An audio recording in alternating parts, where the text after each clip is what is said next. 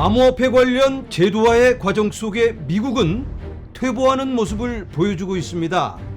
시대적 요구를 거스리고 있는 모습, 언제까지 이어갈 수 있을까요?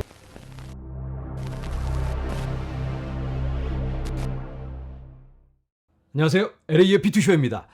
오늘은 거시경제를 잠깐 살펴보고 코인 얘기를 해보도록 하겠습니다. 지금 시장에 불안감이 슥 밀려 들어오고 있습니다. 어떤 것에 대한 불안감일까요?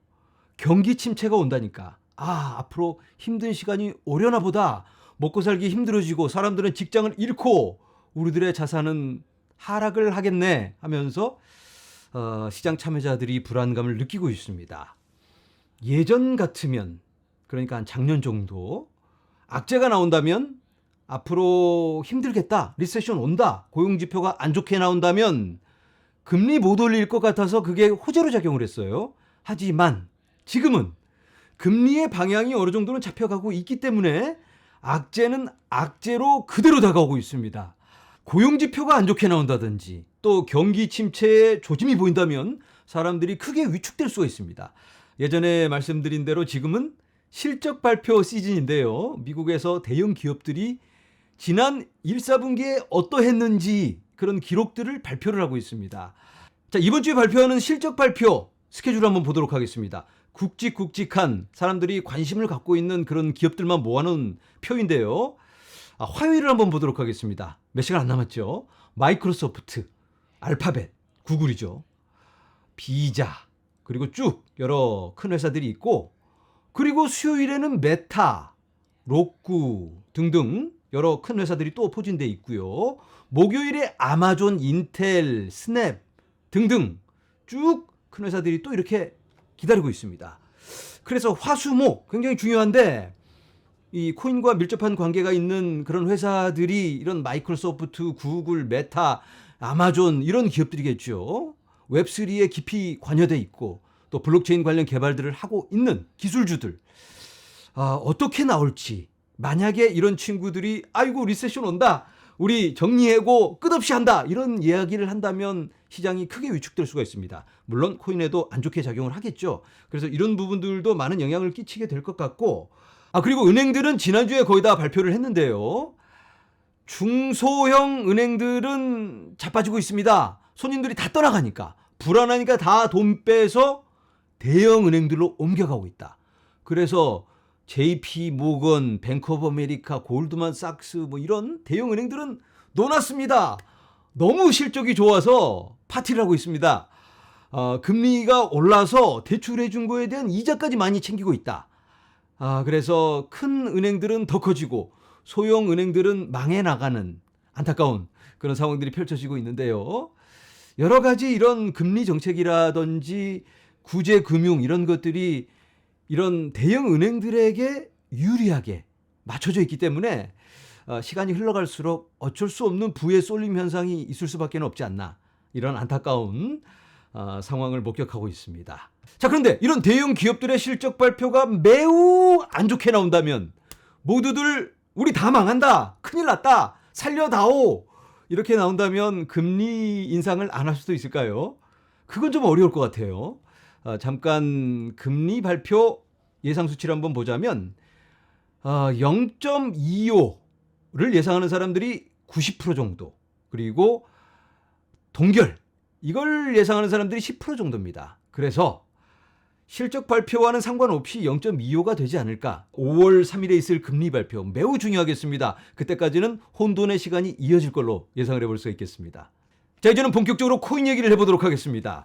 조 바이든 대통령의 커뮤니케이션 디렉터, 커뮤니케이션을 총괄하고 조 바이든 대통령에게 보고를 하는 그런 사람인데요. 이 사람이 최근에 임명되었는데 벤 라볼트라는 사람입니다. 그런데 이 사람이 비트코인을 보유하고 있다. 5만 달러에서 10만 달러 정도 어치의 비트코인을 가지고 있다. 이거 희망적이죠. 이렇게 비트코인에 대해서 아는 사람이, 뭘 아는 사람이 조 바이든 대통령을 좀 교육을 시켜줘야 됩니다. 이 할아버지가 뭘 좀 모르니까 엉뚱한 소리를 해대고 잘못된 선택을 하려고 하고 있습니다. 얼마 전에 발표된 암호화폐 관련 이 백악관의 입장 뭐 이런 문서가 발표되었는데 거기에서도 굉장히 부정적인 견해를 밝히고 있는데 좀 교육이 필요하겠다 이런 생각이 듭니다. 어쨌든 이 인물 벤 라볼트라는 사람이 예전에 유니스왑 탈중앙화 거래소 아시죠? 그리고 안드레센 호로이츠 이 회사는 코인베이스의 초기 투자자이기도 합니다. 이 회사들의 컨설팅을 해주는 그런 일을 한 인물로 알려지고 있습니다.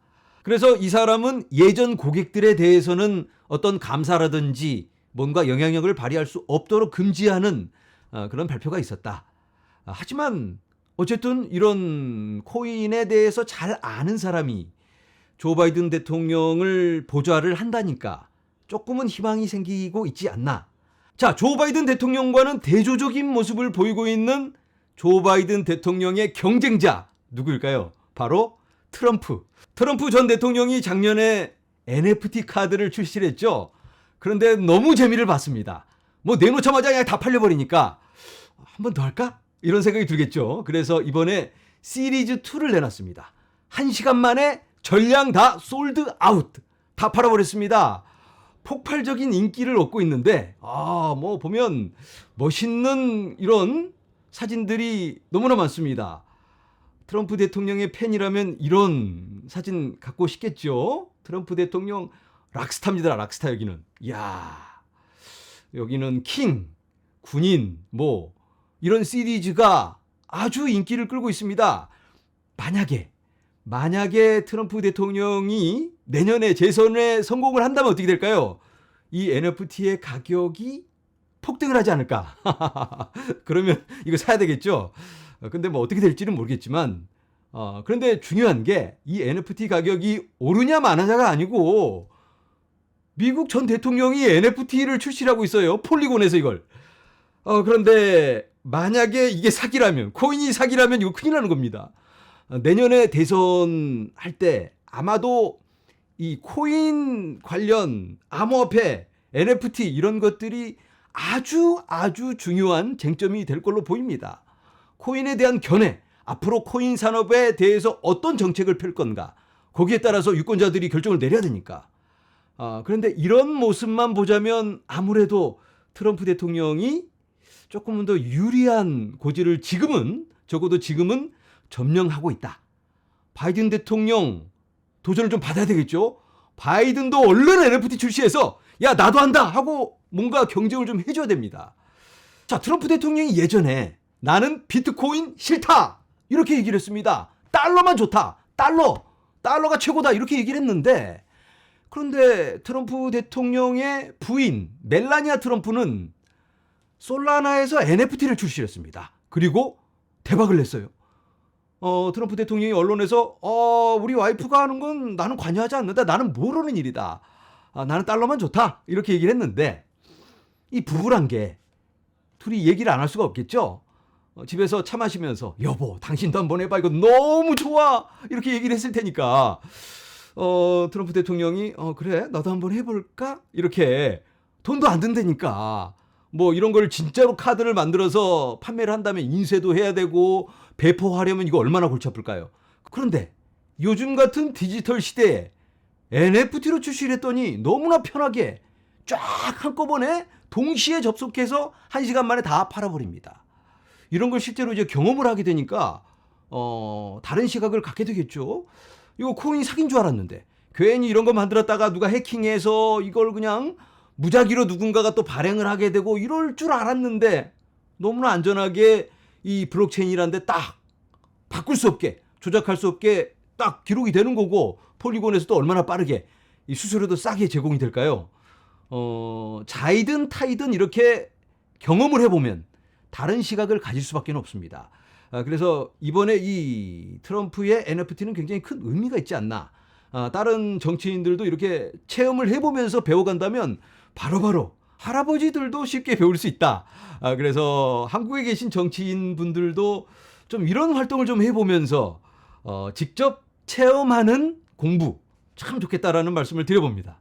자, 이제는 AI 관련 소식을 잠깐 전해보도록 하겠습니다. 바이낸스가 센세이라는 AI 챗봇을 내놨습니다. 그런데 이걸 자체 개발한 게 아니고 챗 GPT, 오픈 AI의 챗 GPT 이걸 사용해서 크립토 아카데미에서 사용하게 된다라고 합니다. 사용자들이 암호화폐에 관련해서 궁금한 게 있으면 물어보는 겁니다. 그러면 AI가 대답을 해준다. 이렇게 나오는데요. 바이낸스에서 크립토 아카데미를 누르시면 이런 화면이 나옵니다.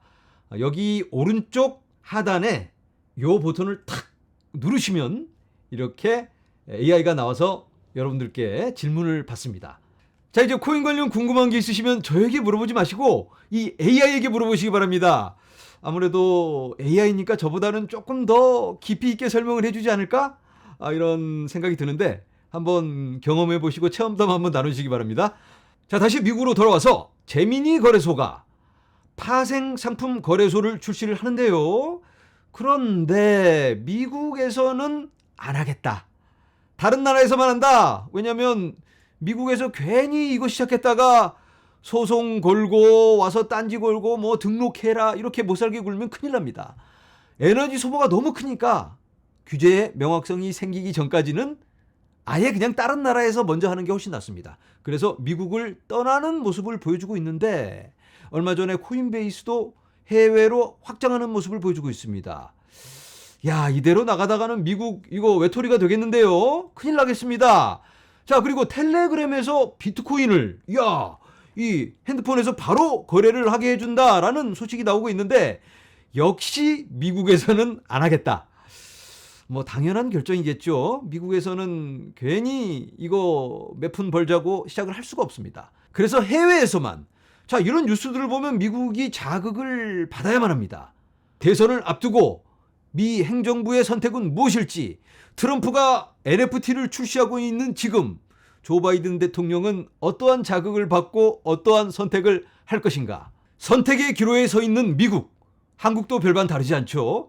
지금 잘 결정을 한다면 10년, 20년을 앞으로 앞서 나갈 수가 있습니다.